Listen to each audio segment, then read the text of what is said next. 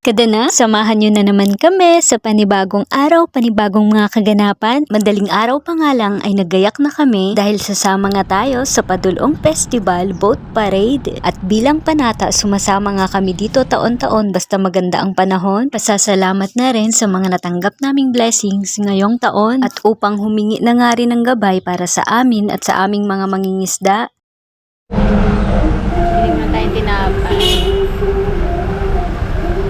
Makakasama nga natin ngayon ang family ko. Buti pa nga sila ay nakapagkape na. Medyo na late nga lang itong tinapay natin. At dahil kailangan na nga rin naming magmadali, baka abutan pa tayo ng low tide. Eto at nagbaon na nga lang kami ng mainit na tubig, tasa at kape. Gabi na nga pala nang dumating sila papang mula sa laot. Akala nga namin talaga ay hindi kami matutuloy dahil wala pa sila. Pero tinupad nga ni papang ang sinabi niya na uuwi siya sa birthday ko. At sasama nga kami dito sa Padulong. At wala pa nga yata siyang maayos na tulog nito dahil alas 2 pa nga raw ng madaling araw ay nandito na siya para ayusin ang makina. Sinusubok talaga kung gaano tayo kapanata at sa kabila ng lahat ay eto tuloy pa rin tayo. Partida may 3 naglalakihang tuna pa nga nito at isang marang o marlin. Syempre hindi pa nga nila na ibaba dahil gabi na sila umuwi at kahit mukha ngang overloaded ay kampante pa rin kami dahil bagong repair nga itong bangka ni Papang. At alam nyo ba kahit ilang beses nagluko itong makina ay ramdam talaga namin ang gabay niya para magpatuloy. At ayan, wala na nga makakapigil sa biyahe natin.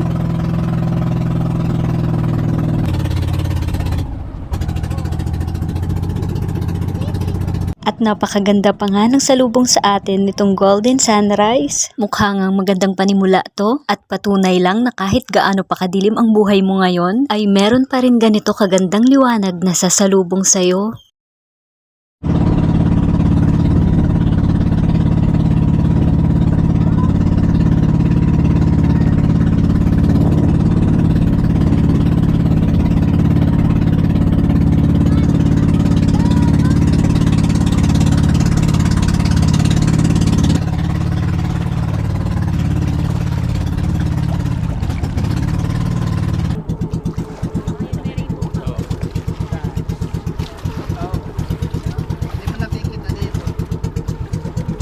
Buhat sa di kalayuan ay mapapansin nyo nga na napakarami ng bangka at hindi nga kayo nagkakamali dahil lahat ng mga yan ay sasama po sa parade. Mula nga dito sa Point Mary ay susunduin nga namin ang imahe ni Mama Mary. Hinihintay nga lang nating matapos ang misa para magsimula na itong parada.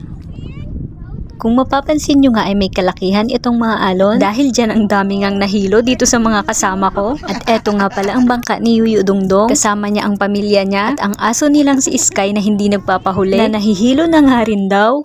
Eto nga sana yung time na hihilain kami ng bangka ni Yoyo kaso hindi kaya. Buti na nga lang kahit papano ay nakikisama ang makina. Buti pa nga sila dito pakapi-kapi lang. Kami kasi nakapagbaon nga hindi naman namin magawa at baka mailabas lang natin yan. At magpakain nga lang kami ng isda ng de oras.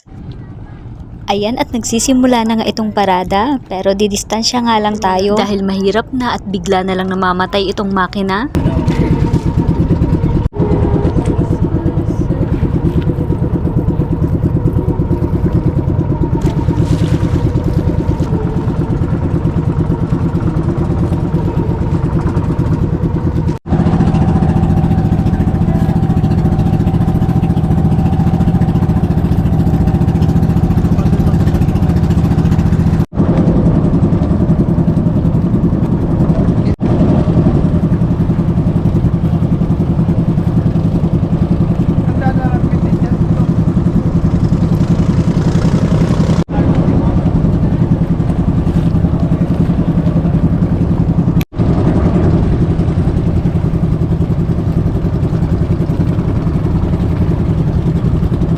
Eto, malapit na nga tayo sa Pantalan. Tulad natin ay simula pa nga kaninang madaling araw ay nakaantabay na dito ang iba't ibang grupo na lalahok sa Padulong Festival at excited na nga rin kaming makatabi para makapanood niyan. Ayan, ihatid na natin si Mama Mary.